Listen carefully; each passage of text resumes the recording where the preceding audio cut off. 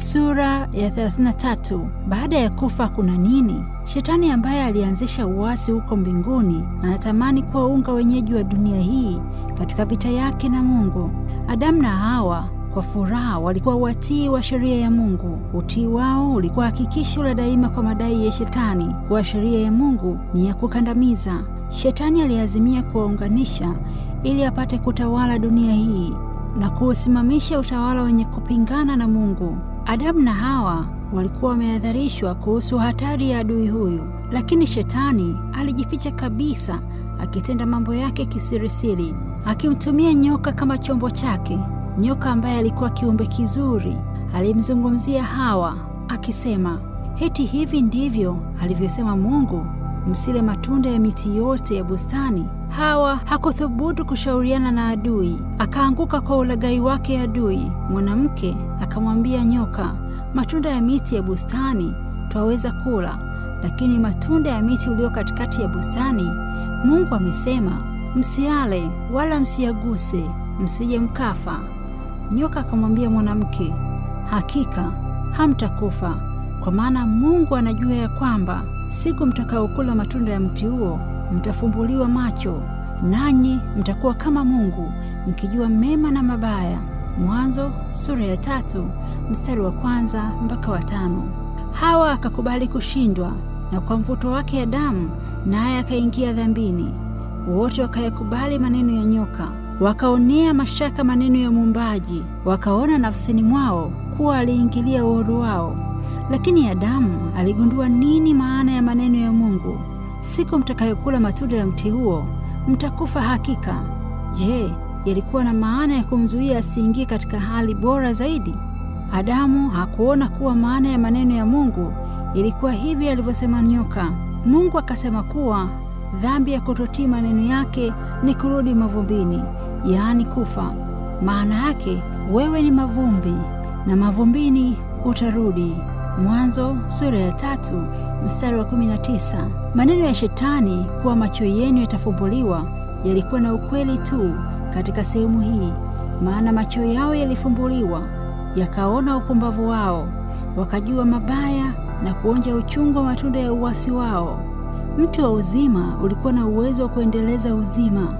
Adamu alikuwa na hiari ya kuendea mti wa uzima bila kikomo na kuyafurahia matunda yake, naye angeishi milele. Lakini alifanya dhambi, akazuiliwa asiale tena matunda ya mti wa uzima, hivyo akawa mtu wa kufa. Hali ya kutokufa ilikuja kwa ajili ya uasi, na mwanadamu asingekuwa na tumaini lolote la kuishi milele kama Mungu kwa rehema zake asingemtoa mwanaye kuwa dhabihu kwa ajili ya dhambi za mwanadamu. Mauti ikawafikia watu wote kwa sababu wote wamefanya dhambi. Kristo Yesu aliyebatilisha mauti na kufunua uzima na kutoharibika katika ile Injili. Ni kwa njia ya Yesu tu ndipo hali ya kutokufa upatikana. Amwaminie mwana yuna uzima wa milele, asiyemwamini mwana hataona uzima. Rumi sura ya 5 mstari wa 12, Timotheo 2 sura ya 1 mstari wa 10, Yohana sura ya 3 mstari wa 36. Uongo mkuu aliyoahidi watu uzima wa kutotii sheria alikuwa muongo mkuu na mdanganyifu mkuu. Akizungumza kwa njia ya nyoka huko Edeni, alisema, "Hamtakufa hakika." Hilo lilikuwa tangazo lake la kwanza kuhusu kutokufa kwa roho. Walakini tangazo hili ambalo ni la uongo wa Shetani ni mwangwi unaohubiriwa na wahubiri wengi na kupokelewa na watu maelfu, sawa kama vile lilivyopokelewa na wazazi wetu wa kwanza. Tangazo la Mungu ni hili: roho itendayo dhambi itakufa. Ezekieli sura ya 18 mstari wa 20. Lakini Shetani akageuza kuwa maana yake ni roho itendayo dhambi haitakufa. Kama mtu angeruhusiwa kutoa matunda ya mti wa uzima baada ya kukosa, dhambi ingedumishwa milele. Lakini hakuna hata mmoja wa wazao wa Adamu aliyeruhusiwa kula matunda ya uzima. Kwa hiyo hakuna mwenye dhambi ambayo hudumu milele. Baada ya anguko la mwanadamu, Shetani aliwaagiza malaika zake wawafundishe wanadamu waamini kuhusu umilele wa roho, kwamba hata mtu amekufa roho yake huendelea kuishi. baada ya kuaminisha watu namna hiyo, waongoza waamini kwamba mtu mbaya afapo huendelea kuteseka katika uharibifu milele. Sasa mwovu huyu hutupa lawama kwa Mungu, huadhibu wote ambao hawampendezi, na ya kwamba wakati wanapoteseka motoni namna hii, Mungu huwachungulia na kutosheka. Hivyo ndivyo mwovu anavyompaka muumbaji matope. Ukatili ni wa Shetani. Mungu ni upendo. Shetani ndiye huwashawishi watu kufanya dhambi na kuharibu ikiwa anaweza. Shetani hupindua mafundisho kuhusu upendo, rehema, haki, yakaonekana kuwa ni machukizo ya ukatili ya kutesa watu katika moto huko ahera milele na milele. Je, katika neno la Mungu mafundisho ya jinsi hiyo yanapatikana wapi? Hali ya kawaida ya kujisikia kwa binadamu ndio ilinganishwe na ukatili wa kishetani? La, neno la Mungu halifundishi namna hiyo. Kwa maana niishivyo, asema Bwana Mungu, sikufurahii kufa kwake mtu mwovu, bali agairi mtu mwovu na kuiacha njia yake mbaya. Gairini mkaache njia zenu mbaya. Mbona mnataka kufa? Ezekieli sura ya 33 mstari wa 11. Je, Mungu hupendeza kuona mateso ambayo hayana mwisho ya watu wake? Je, hufurahia kuona viumbe vyake wakiomboleza siku zote katika moto anaowachoma? Je, vilio hivyo vya huzuni vinakuwa nyimbo tamu za kusikiliza na Mungu Mwenyezi mwenye upendo? Haya ni makufuri na matusi kwa Mungu. Utukufu wa Mungu hauongezwi na kustawishwa kwa mateso ya dhambi milele na milele. Uzushi kuhusu mateso ya milele. Mwovu ameleta uzushi wa mafundisho kuhusu mateso ya milele. Dini ya Biblia yenye kujaa upendo na wema wa kila hali imetia giza na kufunikwa na hali ya hofu na ushirikiano. Shetani amechafua tabia ya Mungu na kumsingizia mambo ya kila namna. Muumbaji wetu mwenye rehema anahesabiwa kana kwamba ni mkatili, mwenye kuogopwa kwa hofu na kutetemeka kiasi cha kuchukiwa. Hali ya kutisha ya tabia ya Mungu imeenezwa ulimwenguni pote na wahubiri, hata imewafanya watu mamilioni kuwa watu wenye mashaka kwa Mungu na wakafiri. Fundisho la mateso ya milele ni moja ya mafundisho mapotofu, mvinyo ya makufuru. Ufunuo sura ya 14 mstari wa 8, Ufunuo sura ya 17 mstari wa 21, ambayo Babeli amewalevya mataifa yote. Wajumbe wa Kristo wameyapokea mafundisho haya kutoka kwa Rumi kwa vile walivyokubali kuipokea Sabato bandia ambayo ni siku ya Jumapili. Tunapoliacha neno la Mungu na kugeukia mafundisho ya uongo kwa ajili ya mapokeo kutoka kwa baba zetu, pale tunatumbukia katika hukumu iliyotangazwa juu ya Babeli, yaani tunakunywa mvinyo ya uasherati wake.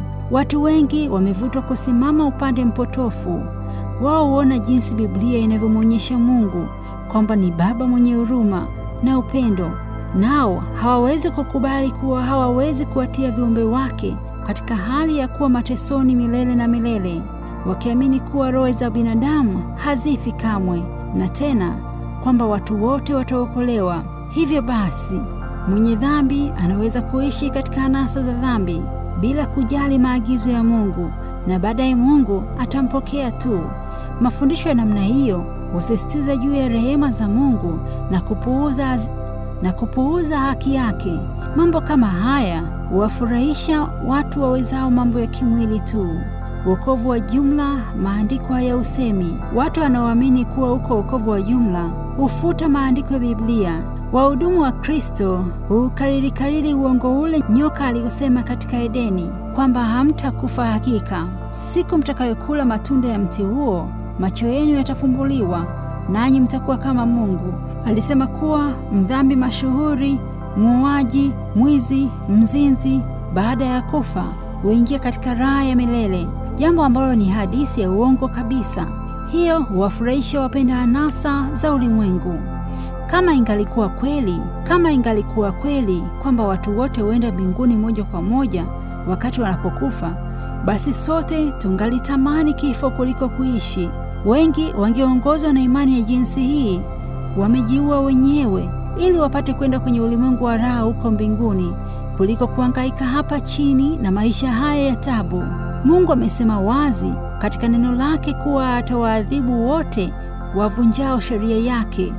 Je, anazo huruma nyingi kiasi cha kuwaacha wenye dhambi bila ya kuadhibu? Hebu tazameni msalaba wa Kalvari. Kifo cha mwana wa Mungu huthibitishwa kuwa mshahara wa dhambi ni mauti. Warumi sura ya 6 mstari wa 23, kwamba kila uvunjwaji wa sheria ya Mungu ni lazima upate mshahara wa namna hiyo. Kristo asiye na dhambi akafanywa kuwa dhambi kwa ajili ya mwanadamu. Aliuchukua uasi na hatia ya mwanadamu, akifichwa uso wa Baba yake mpaka roho yake ilipovunjika na uhai wake kutolewa kabisa. Yote haya yalitendeka ili mwanadamu akombolewe, na kila mtu aliyekaa kupokea toleo hilo lililotolewa kwa gharama kuu namna hiyo lazima apate mshahara ambao ni malipo ya uasi wake mwenyewe. Adhabu hiyo hataibeba mwenyewe. Masharti yamewekwa: nami nitampa mwenye kiu chemchem za maji ya uzima bure. Ahadi hii ni kwa mwenye kiu tu. Yeye ashindaye atakayerithi haya yote, nami nitakuwa Mungu wake, naye atakuwa mwanadamu. Ufunuo sura 21 mstari wa 6 na wa 7. Masharti yamewekwa ili kurithi mambo yote. Ni lazima tushinde dhambi. Haitakuwa heri kwa mwovu. Mhubiri sura ya 8 mstari wa 13. Mwovu anajiwekea akiba ya hasira kwa siku ile ya hasira ya ufunuo wa hukumu ya haki ya Mungu, atakayemlipa kila mtu kwa kadiri ya matendo yake. Dhiki na shida juu ya kila nafsi ya mwanadamu atendaye uovu. Warumi sura ya 2 mstari wa 5, wa 6 na wa 9. Hakuna mwasherati wala mchafu aliye na urithi katika ufalme wa Kristo na Mungu. Heri washikao amri zake, wawe na amri kuendelea huo mtu wa uzima na kuingia mjini kwa milango yake. Huku nje wako mbwa na wachawi na wazinzi na wauaji na hao waabudio sanamu na kila mtu apendaye uongo na kuufanya. Waefeso sura ya 5 mstari wa 5. Ufunuo sura ya 22 mstari wa 15. Mungu amewaonyesha wanadamu namna anavyofanya na dhambi. Wote wasio haki atawaharibu. Wakosaji wataangamizwa pamoja. Wasio haki mwisho wao wataharibiwa. Zaburi sura ya 145 mstari wa 20, sura ya 37 mstari wa 38. Mamlaka ya Mungu yatakomesha maasi, walakini malipo ya haki yatadumishwa katika tabia ya Mungu mwenye rehema na fadhili. Mungu halazimishi dhamiri ya mtu, hana haja na utii wa juu juu. Anataka viumbe wake wampende kwa sababu anastahili upendo. Anataka wamtii kwa kuwa anatambua kuwa kwa yote anayowatendea wanaona ni haki, na inapasa kutoa shukrani kwa hekima na haki na fadhili zake. Kanuni ya serikali ya Mungu inaafikiana na maneno ya Kristo kwamba wapendeni adui zenu.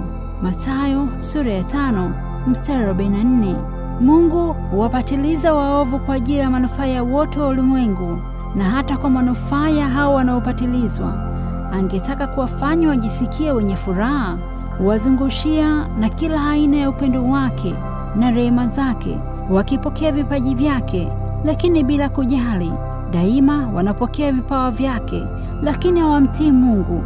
Bwana amevumilia muda mrefu upotovu wao, lakini wakiendelea kuasi tu. Je, atawafunga kwa minyororo upande wake ili wafanye mapenzi yake? Hawako tayari kuingia mbinguni. Wale waliochagua shetani kuwa kiongozi wao hawako tayari kuingia mbinguni mbele za Mungu. Kiburi, udanganyifu, ufedhuli, ukatili vimekwisha kukazwa katika tabia zao. Je, wanaweza kwenda mbinguni wakaishi pamoja na wale waliowachukia walipokuwa duniani? Ukweli hautakubaliana na uongo. Unyenyekevu huenda pamoja na majivuno. Usafi wa maisha hautapatana na udhalimu. Upendo usio na ubinafsi hautafikiana na hali ya ubinafsi. Mbingu itawapa kitu gani wale waliozama katika kujipenda nafsi? Ingewezekanaje kwa watu ambao wanamchukia Mungu na ukweli na utakatifu kuunganika na kundi la mbinguni linalopenda kuimba nyimbo za furaha za sifa? Walipata muda wa miaka mingi ya kujirekebisha, lakini hawakujishughulisha kupenda usafi wa maisha wala hawakujifunza lugha ya mbinguni. Sasa wamechelewa. Muda wa miaka mingi ya kumwasi Mungu imewathibitisha kuwa hawafai lolote. wala hawawezi kufaa kuingia mbinguni. Utakatifu wa mbinguni na amani yake vingelewawia mateso makuu. Utukufu wa Mungu wao ungekuwa moto uteketezao. Wangalitamani kukimbia kutoka mahali hapo patakatifu, hata kutamani kufa kuliko kukaa mbele ya yule aliyewafia ili kuwaokoa. Maangamizi ya waovu wanasababishwa na uchaguzi wao wenyewe, kufungiwa wasikanyage mbinguni kutokana na hiari yao wenyewe. Mungu ni wa haki na mwenye fadhili. Moto wa siku ya mwisho sawa na maji ya gharika za siku za nuru. Ni hukumu ya Mungu kwa ajili ya maovu ambayo watu wanajichagulia kupata. Nia zao zimejizoeza kuasi, na wanapokufa hufa na hali ile ile ambayo haibadiliki kuwa na utii. Huwa wenye chuki wala si upendo. Mshahara wa dhambi. Mshahara wa dhambi ni mauti, lakini karama ya Mungu ni uzima wa milele katika Yesu Kristo Bwana wetu. Mauti ya pili inachukua mahali pa uzima wa milele. Warumi sura ya 6 mstari wa 23, Ufunuo sura ya 20 mstari wa 14. Katika dhambi ya Adamu, mauti iliwafikia watu wote. Wote hufa sawa sawa bila tofauti. Kwa njia ya mpango wa wokovu, wote watatoka makaburini. Kutakuwako ufufuo wa wenye haki na waovu, kwa kuwa kama katika Adamu wote wanakufa, kadhalika katika Kristo wote watahuishwa. Lakini patakuwa na tofauti kati ya makundi mawili. Wote waliomo makaburini watasikia sauti yake, nao watatoka, wale waliofanya mema katika ufunuo wa uzima wa milele, na wale waliofanya mabaya katika ufunuo wa hukumu. Matendo sura ya 24 mstari wa 15, Wakorintho 1 sura ya 15 mstari wa 22, Yohana sura ya 5 mstari wa 28 na wa 29. Ufufuo wa kwanza. Wale wanaohesabiwa kuwa wanastahili kuupata ule ufufuo wa kwanza ni heri na watakatifu. Juu yao mauti ya pili haina nguvu. Luka sura ya 20 mstari wa 35, Ufunuo sura ya 20 mstari wa 6. Lakini wale ambao hawakuthubutu na kupata msamaha kwa imani lazima wapokee mshahara wa dhambi, adhabu kwa kadiri ya matendo yao, na watamalizika katika mauti ya pili. Kwa kuwa haiwezekani Mungu kumwokoa mdhambi, kwa kuwa hakutaka kuokolewa, basi humwondolea hali ya kutoishi ambayo uasi wake mwenyewe umeisababisha.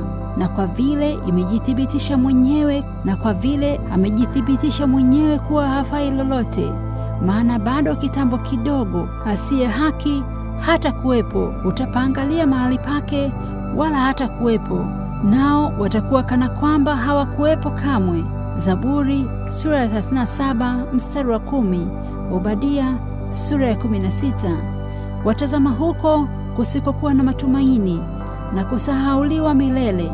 Hivyo ndivyo dhambi itakavyokomeshwa.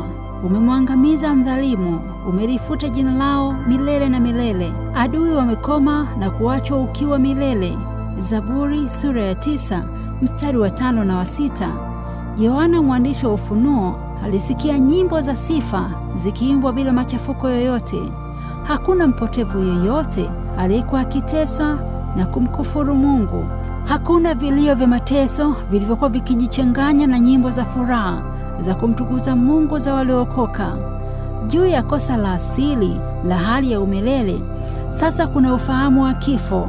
Kama ilivyodhaniwa kuwa kama mateso ya milele ambayo ni kinyume cha maandiko na mawazo ya kibinadamu, kufuata imani ya wengi ni kwamba waliookolewa ambao wako mbinguni wanafahamu mambo yote ya hapa duniani. Lakini itawezekanaje kuwa na furaha kwa wafu kufahamu maisha ya kusumbuka na dhiki walivyo navyo wenyeji wa duniani? Kungekuwa na machukizo sana kujua kwamba mtu afapo huingia motoni huko ahera. Lakini Biblia inasemaje? Mtu afahamu neno lolote wakati afapo, pumzi yake hutoka, hurudia udongo wake. Siku hiyo mawazo yake hupotea. Walio hai wanajua kwamba watakufa, lakini wafu hawajui neno lolote. Mapenzi yao na machukio yao na husuda yao imepotea yote pamoja, wala hawana sehemu tena katika jambo lolote lililofanyika chini ya jua. Kwa kuwa kuzimu hakuwezi kukusifu, Mauti haiwezi kuadhimisha. Wale washukao shimoni hawawezi kuitarajia kweli yao. Aliye hai ndiye atakayesifu kama mimi leo, maana mautini hakuna kumbukumbu yako. Katika kuzimu ni nani atakayesifu? Zaburi sura ya 146 mstari wa 4, Mhubiri sura ya 9 mstari wa 5 na wa 6, Isaya sura ya 38 mstari wa 18 na wa 19, na Zaburi sura ya 6 mstari wa 5. Siku ya Pentekoste, Petro alisema kuwa Daudi alikufa, akazikwa, na kaburi lake liko kwetu hata leo. Maana Daudi anaendelea kuwa kaburini mpaka siku ya ufufuo. Ututhibitishia kuwa wenye haki wanapokufa hawaendi mbinguni. Paulo alisema, maana kama watu hawafufuliwi, Kristo naye hakufufuka. Na kama Kristo hakufufuka, imani yenu ni bure, na hao waliolala katika Kristo wamepotea. Wakorintho 1 sura ya 15 mstari wa 16 mpaka wa 18. Kama kwa muda wa miaka 4000 wenye haki waliokufa wamekwenda mbinguni moja kwa moja, Paulo aliwezaje kusema kama hakuna ufufuo, waliolala katika Kristo wamepotea? Yesu alipokuwa karibu kuwaacha wanafunzi wake, hakuwaambia kuwa watakwenda kwake karibuni, bali alisema, na kwenda kuandalia mahali. Nikienda kuandalia mahali, nitakuja tena niwakaribisheni kwangu. Yohana sura ya 14 mstari wa 2 na wa 3.